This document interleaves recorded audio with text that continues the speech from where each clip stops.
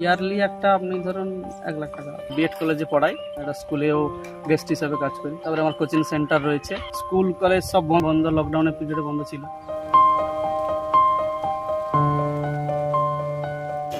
যখন লকডাউন চলছিল সেই সময় তো অনেকটাই স্কুল কলেজ সব বন্ধ, তখন কলেজেও যেতাম না, বন্ধ, লকডাউনের পিরিয়ডে বন্ধ ছিল, বাড়িতে ছিলাম।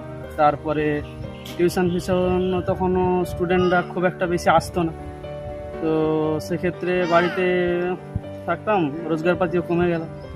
এবারে তখন ভাবলাম যে কিছু ছাগল চাষ করি।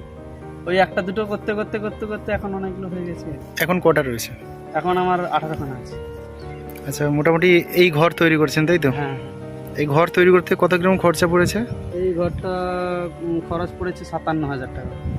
আচ্ছা, মানে ঘর তৈরি করতে মানে কি কি জিনিস ব্যবহার করেছেন? এতে